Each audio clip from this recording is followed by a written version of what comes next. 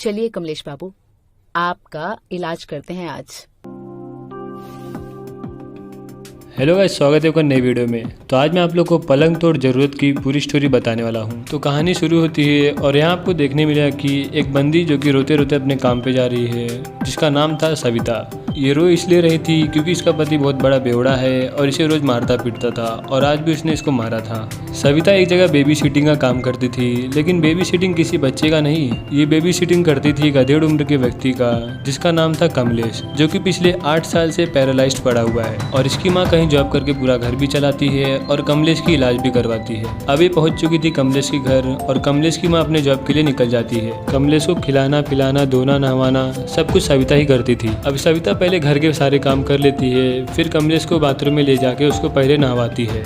सविता अपनी सारी बात कमलेश से शेयर करती थी क्योंकि वो कुछ बोलता तो था नहीं, सिर्फ वो सुनता था। उसके साथ आज क्या हुआ, दिन कैसा गया, सब कुछ वो कमलेश को बताती थी और यहाँ वहाँ की बातें भी कमलेश से कर लेती थी। अब आज का काम खत्म होने के बाद ये शाम को फिर से घर लौटती है और ये रोज अपने पति के लिए एक दारू लेके जाती थी, क्योंकि अगर ये उसके लिए दारू लेके नहीं गई तो इसका पति इसकी बराबर मारेगा।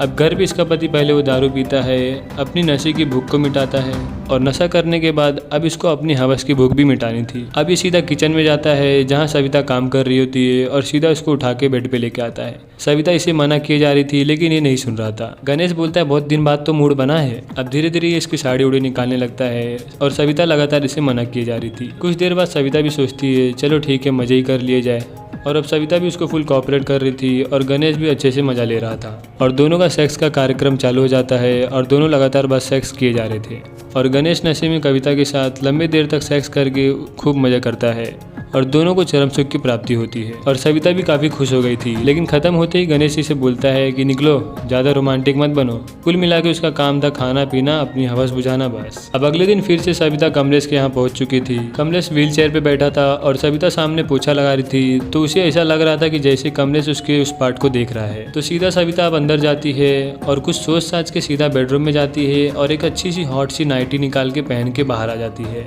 अब सविता यहाँ वहाँ घूम रही थी, फुल मदहोश हो चुकी थी, थोड़ा नाच उच रही थी, कभी सोफे पे लेट रही थी तो कभी यहाँ वहाँ। ऐसा लग रहा था जैसे कि वो कमलेश को मोहित करना चाहती है। कमलेश तो कुछ कर नहीं सकता था, लेकिन सविता अकेले बहुत कुछ कर सकती थी। ये सीधा व्हील चेयर पे जाती है और इसके ऊपर चढ़ जाती है और अपने आप से ये किस विस स्टार्ट कर देती है। इसके हाथ को लेकर कभी अपने यहाँ रख रही थी तो कभी वहाँ, और खूब मजे ले रही थी। कमलेश कुछ कर तो नहीं सकता था, लेकिन वो देख सोच बराबर रहा था सब कुछ। और एक बार के लिए कमलेश भी सोचने लगता है कि वो कविता के साथ सेक्स कर रहा है और उसके साथ खूब एंजॉय करता है। कविता व्हील चेयर से नीचे उतरती है और फिर उसका पैंट खोलती है और अपने हाथों और मुंह के सहारे उसको चरम सुख की प्राप्ति करवाती। मतलब सविता की कुछ ज़रूरतें थी जिसे वो कमलेश के सहारे पूरा कर रही थी। अब सविता शाम को फिर से घर पे लौट आती है और अगले दिन फिर से अपने काम के लिए निकल आती है और पहुंचती है कमलेश के घर पे और कमलेश को बोलती है जब तक मैं ये घर में नहीं आती मुझे लगता है कुछ तो छूट रहा है। और फिर से सविता को चढ़ चुकी थी और ये अब कमलेश को बोलती है दुनिया के लिए भले ही आप एक जिंदा लाश हो, लेकिन मेरे लिए तो आप सब कुछ हो। और अब सविता अपनी साड़ी उठाती है, उसका खोलती है और बैठ जाती है। बाकी फिर स्टार्ट। ये उस व्हील चेयर पे ही उस जिंदा लाश के साथ खूब एंजॉय करती है। ये उस व्हील चेयर पे ही कमलेश के साथ लगातार बस किए जा रही थी। अब कमलेश तो कुछ कर नहीं सकता था, लेकिन ये खूब अकेले ही मजे करती है। और अब कुछ देर बाद इसने यहाँ कमलेश को बेड पे लिटाया हुआ था और जहाँ वो उसको पोंछ पाछ रही थी और कुछ बातें बीतें भी कर रही थी और फिर उसे किस विस भी करने लगती है। और अब ये फिर से अपने घर के लिए निकल जाती है और अब आती है अपने घर पे और फिर से वही सब, पति के लिए दारू लेकर आना, उसका दारू पीना, इसे मारना, खाना पीना बनाना, बस यही चलता था इसके घर पे रोज। अब अगले दिन फिर से सविता आती है कमलेश के घर, जहाँ कमलेश की माँ इसे बोलती है कि तू बहुत अच्छा काम कर रही है, मतलब तू कमलेश और घर को बहुत अच्छे से संभाल रही है और आजकल मैंने कमलेश में कुछ इम्प्रूवमेंट भी देखा है। अभी उसकी माँ को बोलती है मैं कमलेश बाबू को देख के आती हूँ। अभी उसके बेडरूम में जाती है और कमलेश को बोलती है चलिए कमलेश बाबू आज फिर से आपका इलाज किया जाए। अभी अपने साड़ी उड़ी निकालती है और इसके बगल में लेट जाती है, फिर उसके ऊपर चढ़ जाती है, उसे किस विस करने लगती है। यहाँ वहाँ का सब चाटम चटाई हो चुका था। अभी उसका खोलती है और बैठ जाती है और बस अब ऊपर नीचे, और सविता बस ऊपर नीचे हुए जा रही थी और फुल मजे ले रही थी। दोनों का सेक्स का कार्यक्रम चालू ही था कि तभी कमलेश अंडरटेकर की तरह जाग के बैठ जाता है। कुल मिला के अब तो ये ठीक हो चुका है।